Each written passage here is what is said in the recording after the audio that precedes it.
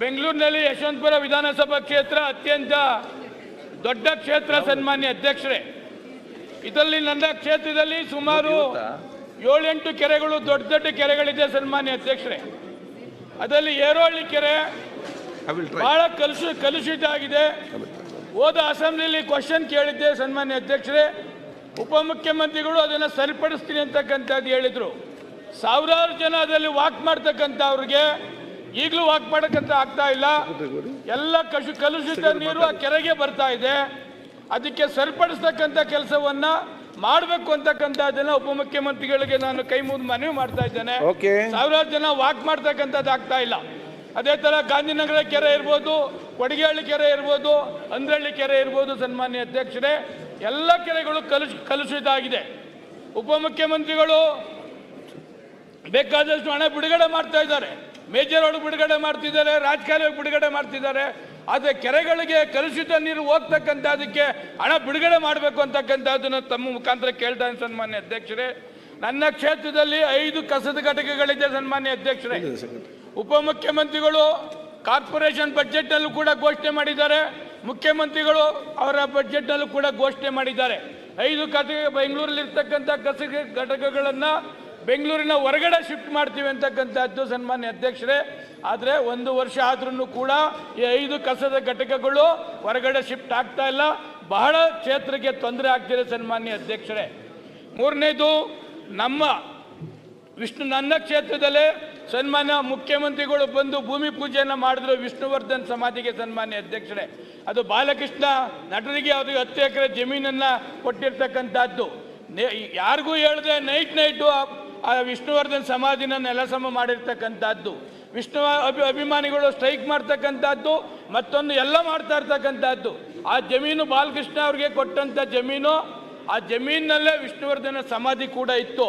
ಅದರಲ್ಲೆಲ್ಲ ಒಂದು 30-40 ಜಾಗವನ್ನು ಅದನ್ನು ಕೊಟ್ಟು ಅದರಲ್ಲಿ ಮಾಡ್ತಕ್ಕಂಥದ್ದನ್ನು ಮಾಡದೆ ಹೋದ್ರು ನೈಟು ಯಾರಿಗೂ ಗೊತ್ತಿಲ್ಲದಂಗೆ ಅದನ್ನು ನೆಲಸಮ ಮಾಡ್ತಕ್ಕಂಥದ್ದು ಕ್ಷೇತ್ರದಲ್ಲೇ.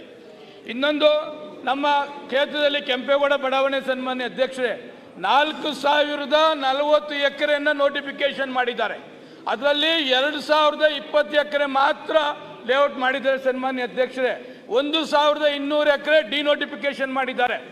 ಇನ್ನು 1000 ಎಕರೆ ಕೋರ್ಟಲ್ಲಿದೆ ಸನ್ಮಾನ್ಯ ಅಧ್ಯಕ್ಷರೇ. ಈಗಿರ್ತಕ್ಕಂಥ 2000 ಎಕರೆ ಯಾರು ಭೂಮಿ ಕಳ್ಕೊಂಡಿದ್ದಾರೆ ಅವರಿಗೆ 40-60 ಅನುಪಾತದಲ್ಲಿ ನಿವೇಶನ ಇನ್ನೂ ಕೊಡಲಿಲ್ಲ. ಎಲ್ಲ ರೈತರು ಬಿಡಿಯಾಗಿ ಅಲದವ್ರು ಚಪ್ಪಲಿ ಸಮದೋಗಿದೆ ಸನ್ಮಾನ್ಯ ಅಧ್ಯಕ್ಷರೇ. ಇವಾಗ ಸುಮಾರು 9,500 ಎಕರೆಯನ್ನು ಬಿಡಿಎ ಕೆಂಪೇಗೌಡ ಮುಂದುವರಿದ ಬಡಾವಣೆ ಅಂತೇಳಿ ಎಲ್ಲ ಸಣ್ಣ ರೈತರಿದ್ದಾರೆ, 1/2 ಎಕರೆ 3/4 ಎಕರೆ ಈ ಥರದವ್ರನ್ನ 9,500 ಎಕರೆನ ನೋಟಿಫಿಕೇಶನ್ ಮಾಡಲಿಕ್ಕೆ ಹೊರಟಿದ್ದಾರೆ ಸನ್ಮಾನ್ಯ ಅಧ್ಯಕ್ಷರೇ. 12 ವರ್ಷ 14 ವರ್ಷ ಆದಂಥ ಕೆಂಪೇಗೌಡ ಬಡಾವಣೆನ ಇವರು ಬಡಾವಣೆ ಮಾಡೋಕ್ಕಾಗ್ತಾ ಇಲ್ಲ, ಮೂಲ ಸೌಕರ್ಯ ಒದಗಿಸೋಕ್ಕಾಗ್ತಾ ಇಲ್ಲ, ಕಾವೇರಿ ನೀರು ಮಾಡೋಕ್ಕಾಗ್ತಾ ಇಲ್ಲ, UGD ಮಾಡೋಕ್ಕಾಗ್ತಾ ಇಲ್ಲ, ರೋಡ್ ಮಾಡೋಕ್ಕಾಗ್ತಾ ಇಲ್ಲ. ಇದು ಮಾಡದೇ ಇದ್ರೂ ಕೂಡ 3-4 ನಿಮಿಷ ಸನ್ಮಾನ್ಯ ಅಧ್ಯಕ್ಷ ಇದುವರೆಗೂ ಆಯ್ತು 9,500 ಎಕರೆಯನ್ನ ನೋಟಿಫಿಕೇಶನ್ ಮಾಡ್ತಾ ಇದ್ದಾರೆ. ಸುತ್ತಮುತ್ತಲಿನ ರೈತರು 1/2 ಎಕರೆ 10 ಗುಂಟೆ 20 ಗುಂಟೆ ಅವರೆಲ್ಲ ಕಳವಳ ಆಗಿದ್ದಾರೆ. ಯಾವ ಕಾರಣಕ್ಕೂ ಉಪಮುಖ್ಯಮಂತ್ರಿಗಳಿಗೆ ಮನವಿ ಮಾಡ್ತೀನಿ, ಈ ಭಾಗದ ಸೇವಕನಾಗಿ 9,500 ಎಕರೆ ನೋಟಿಫಿಕೇಶನ್ ಏನು ಮಾಡಿದ್ದೀರಿ ಯಾವ ಕಾರಣಕ್ಕೂ ಮಾಡಬೇಡಿ. ಈಗ ಯಾವುದು 4,000 ಎಕರೆ ನೋಟಿಫಿಕೇಶನ್ ಮಾಡಿ 2,000 ಎಕರೆ ಕೋರ್ಟಲ್ಲಿದೆ, ಆ ಕೋರ್ಟಲ್ಲಿ ಇರತಕ್ಕಂಥದ್ದನ್ನ ಬಿಡುಗಡೆ ಮಾಡಿಸಿ ಅದರಲ್ಲಿ ಬಡಾವಣೆ ಮಾಡಿ ನಿವೇಶನ ಹಂಚಿ. ಅದ್ರ ಜೊತೆಗೆ ಬೆಂಗಳೂರಿನ ಹೊರತುಪಡಿಸಿ BMRD ಅಲ್ಲೋ ರಾಮನಗರ, ಚನ್ನಪಟ್ಟಣ, ನೆಲಮಂಗಲ ಆ ಕಡೆ ಏನಾದ್ರು ಡೆವಲಪ್ಮೆಂಟ್ ಮಾಡಿದ್ರೆ ಬೆಂಗಳೂರು ಅನುಕೂಲ ಆಗ್ತದೆ. ಕಾವೇರಿ 5ನೇ 5th ಸ್ಟೇಜ್ ಕಾವೇರಿ ನೀರು ತಂದು ಕುಡಿಯೋಕ್ಕೆ ಅವಕಾಶ ಆಗ್ತಾ ಇಲ್ಲ, ಟ್ರಾಫಿಕ್ ಜಾಸ್ತಿ ಆಗ್ತಾ ಇದೆ. ಯಾಕೆ ಬೆಂಗಳೂರು ಇರ್ತಕ್ಕಂಥ 16,000 ಎಕರೆಯನ್ನು ನೋಟಿಫಿಕೇಶನ್ ಮಾಡಿ ಅದನ್ನು ನಿವೇಶನ ಮಾಡಿ ಹಂಚತಕ್ಕಂಥದ್ದಕ್ಕೆ ಅವಾರ್ಡ್ ಮಾಡಬೇಕು ಅಂತೇಳಿ ನಿಮ್ಮ ಮುಖಾಂತರ ಹೇಳಲಿಕ್ಕೆ ಬಯಸ್ತಾ ಇದ್ದೀನಿ ಸನ್ಮಾನ್ಯ ಅಧ್ಯಕ್ಷರೇ. ನೆಕ್ಸ್ಟ್ ವಿಜಯೇಂದ್ರ ಮತ್ತೆ ವಿಶ್ವನಾಥ್. ಆಯ್ತು, ಮುಗಿಸ್ಬಿಡ್ತೀನಿ.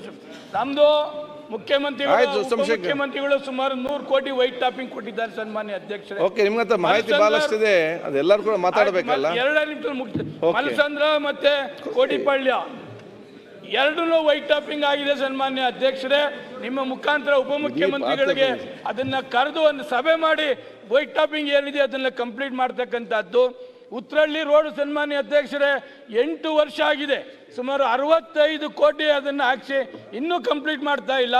ಅದು ಉಪಮುಖ್ಯಮಂತ್ರಿಗಳು ಇಲ್ಲೇ ಇದ್ದಾರೆ, ಅದನ್ನು ಸರಿಪಡಿಸ್ಬೇಕು ಅಂತಕ್ಕಂಥದ್ದನ್ನು ಹೇಳಿ ಉಪಮುಖ್ಯಮಂತ್ರಿಗಳೇ ತಮ್ಮ ಮುಖಾಂತರ ಒಂದು ಅಭಿನಂದನೆ ಹೇಳ್ತೀನಿ. ಸನ್ಮಾನ್ಯ ಅಧ್ಯಕ್ಷರೇ, ನನ್ನ ಕ್ಷೇತ್ರದಲ್ಲಿ ಪ್ರಥಮ ದರ್ಜೆ ಕಾಲೇಜು ಮಾಡ್ತಕ್ಕಂಥದ್ದಕ್ಕೆ ವಿಶ್ವೇಶ್ವರಯ್ಯ ಬಡಾವಣೆಯಲ್ಲಿ 5 ಎಕರೆ ಜಮೀನನ್ನು 1,20,00,000 ರೂಪಾಯಿ 22 ಕೋಟಿ ಕೊಡಬೇಕಾಗಿತ್ತು. 5% ಕೊಡುವ ಮುಖಾಂತರ ನನ್ನ ಕ್ಷೇತ್ರ ಯಶವಂತಪುರ ಕ್ಷೇತ್ರದ ಮಕ್ಕಳಿಗೆ ಸರ್ಕಾರಿ ಶಾಲೆ ಓದ್ತಕ್ಕಂಥವರಿಗೆ 5 ಎಕರೆ ಜಮೀನನ್ನು ಕೊಡಿಸ್ತಕ್ಕಂಥದ್ದನ್ನು ಮಾಡಿದ್ದಾರೆ. 3/4 ಎಕರೆ ಹೆರಿಗೆ ಹಾಸ್ಪಿಟ್ಲ್ ಮಾಡ್ತಕ್ಕಂಥದ್ದಕ್ಕೆ 1,71,00,000 ಕೊಟ್ಟು 1/3 ಎಕರೆ 2 ನಿವೇಶನವನ್ನು ಕೊಟ್ಟಿದ್ದಾರೆ.